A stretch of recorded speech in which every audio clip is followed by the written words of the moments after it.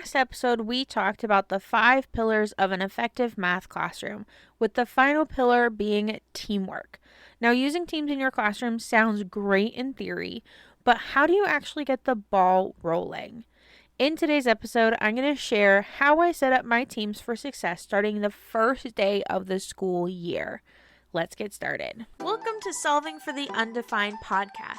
I'm your host, Johanna, founder of Miss Kuiper's Classroom, the place that equips teachers in creating a healthy math classroom where students can thrive, no matter their academic abilities. But it's not always about the numbers, and that's why I'm here, bringing you the formulas to solve your problems, math and otherwise, plus strategies on cultivating that necessary math mindset. And that's what you can count on.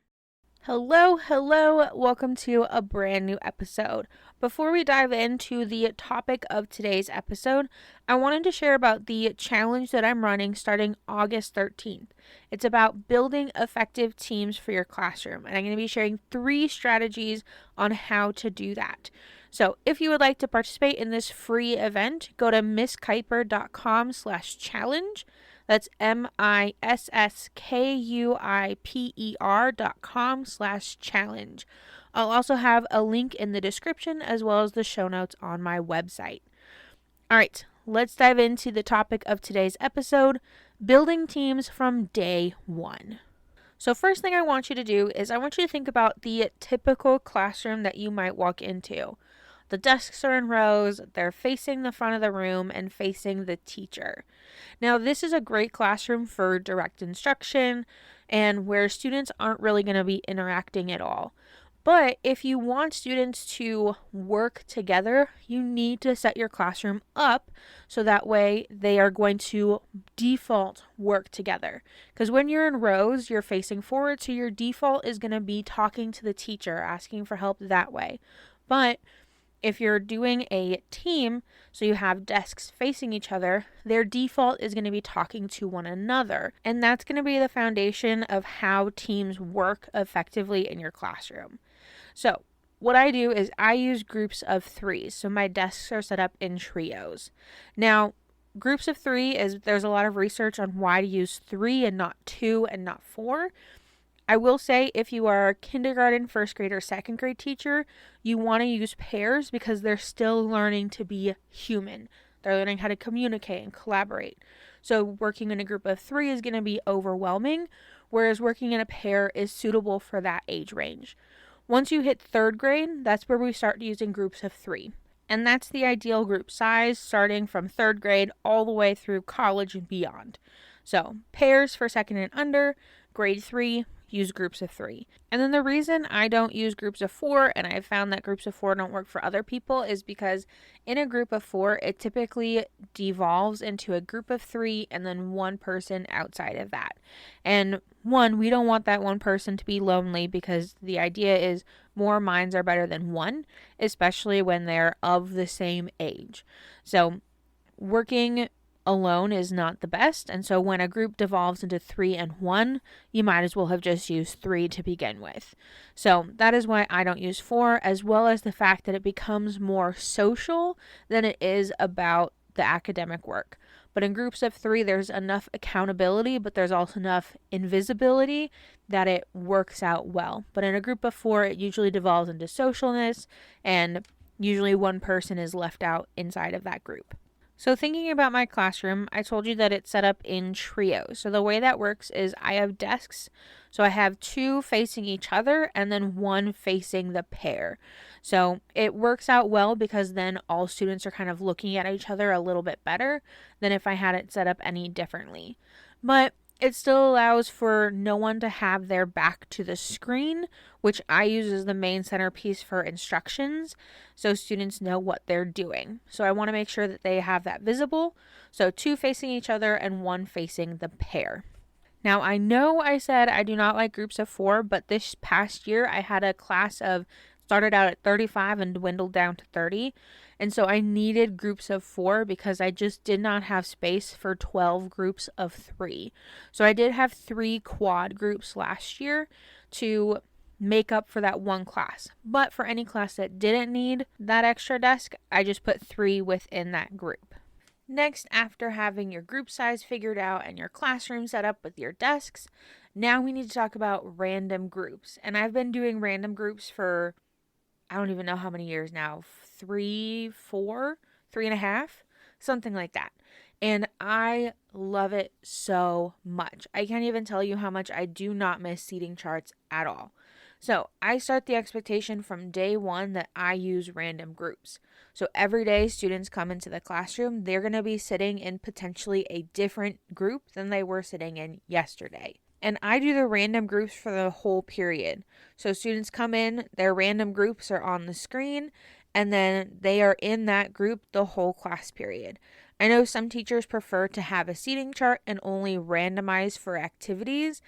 I do not prefer that, and it's not my suggested method, but you need to do what works best for you. But if the thing that's stopping you from randomizing your groups is students who have IEPs or need preferential seating, or combinations of students that cannot happen, you definitely need to come to my free training that's happening August 13th, because I am going to be showing you how I use this website that will allow you to prevent certain combinations and accommodate for students who have preferential seating or other needs for specific seats in the classroom.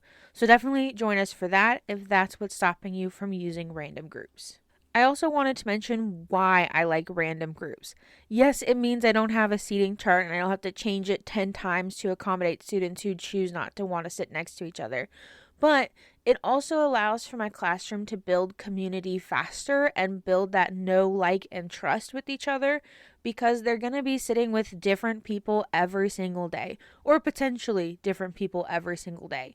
And so when you're doing math adjacent warm-ups together, you're doing team building activities, you're doing math problems together, you're getting to know more people, which means you're likely to feel more comfortable in that class, which leads to confidence, lower math anxiety, and overall just feeling like a sense of belonging inside a classroom. And for my middle schoolers, that's huge. So doing random groups has a lot of benefits for students as well as me, who doesn't have to worry about a seating chart. I'm interrupting today's episode to ask you a vital question. Do you have the tools in your classroom for student success? Well, wonder no more, because I have a way for you to check your work. My new guide, 7 Math Teacher Must-Haves for Student Success, has the top 7 items you need in your classroom. From classroom staples to manipulatives that are often missed, this checklist will ensure that your students have a successful school year. Additionally, each item shows the best budget and splurge options. Download the 7 Math Teacher Must-Haves for Student Success after listening to today's episode by going to misskiper.com/guide. The next thing we need to talk about is actually how do we form these groups. Now that we have our group size, our classroom set up, we're using random groups. And that is going to be doing specific activities at the beginning of the school year that's going to foster that know, like, and trust factor between students. So on the first day of school, the one I like to do is called A to Z Get to Know Me. And it's an activity that I made for my students many years ago, and I just love using it. So the way it works is each group gets a piece of paper, and there are prompts from A to Z.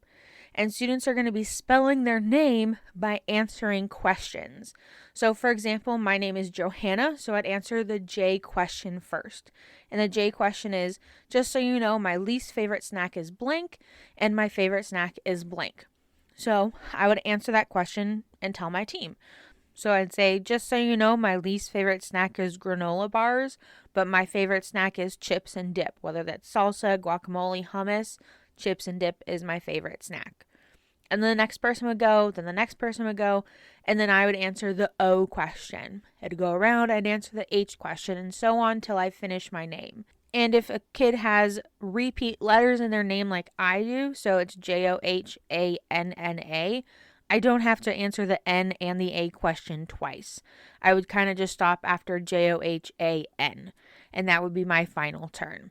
And the questions range from like serious to really out there. I think one of them is, if a herd of kangaroos was coming at you, what would you do? I think that's the K question, actually. Kangaroos, blah, blah, blah.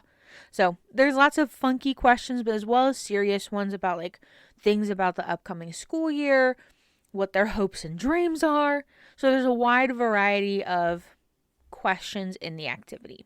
Another team activity that I do is on day 2 called 100 Numbers to Get Students Talking.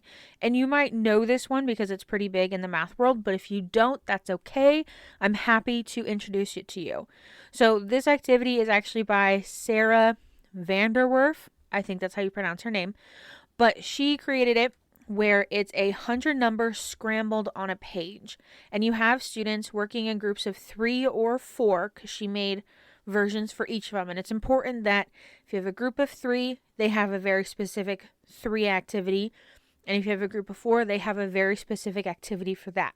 And when you do it, it'll make sense. But it's important to make sure groups of 3 have one, groups of 4 have others. If you have a pair, I suggest doing the group of 4 activity. So here's how it works. So each group is going to need 1 highlighter per student and 3 copies of the activity. And you'll only hand out 1 at a time. And what I like to do is everyone has it face down on their desk. I set a timer, and as soon as it starts, they can flip it over and begin working. So student A is going to mark off 1. Student B is going to mark off 2. Student 3 is going to mark off 3. And it just keeps going around in that circle until the timer is done. And I like to do a timer the first round because trying to get to 100 the first round will take literally forever. So just set a timer. I do, I think, 3 minutes the first round to see how far students can get. Sarah has an entire blog post on this with all of the information. So if I'm going too fast or it's not making sense, the link is in the description as well as the show notes on my website. Plus, in episode 67, I go into very big depth on all the activities I do the first week of school, which include a lot of team building activities. So definitely check out that episode for more information. After the first round, after those 3 minutes are up, I like students to talk about like what they noticed, what they saw, maybe a better strategy that they can use next time.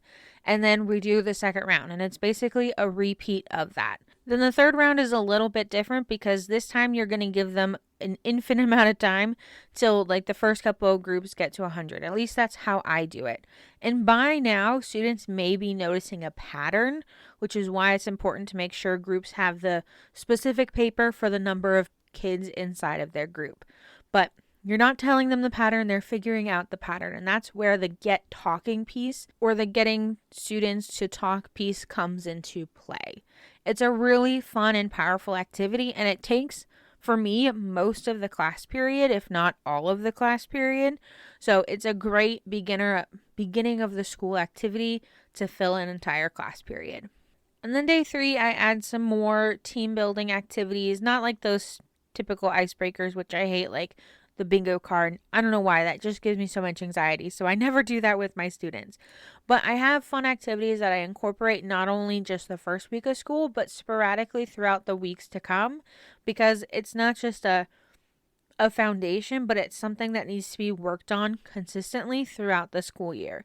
So definitely check out episode 67 to get my full first week of school activities that I do. All right, to recap, we have talked about group size being groups of 3 for 3rd grade and up, whereas pairs work better for 2nd and under. Then we set up our classroom, or I set up my classroom in groups of 3, and then I use random groups from the very first day of school. And then I also start doing team building activities, whether that's getting to know one another or getting students to talk and work together. I start those the first week of school as well. And this really just builds the foundation of effective teams in my classroom. All of those 4 things together is really important to jumpstart students collaborating and communicating, because as we move through school year and get to actual math content, I want students to be able to communicate and collaborate effectively.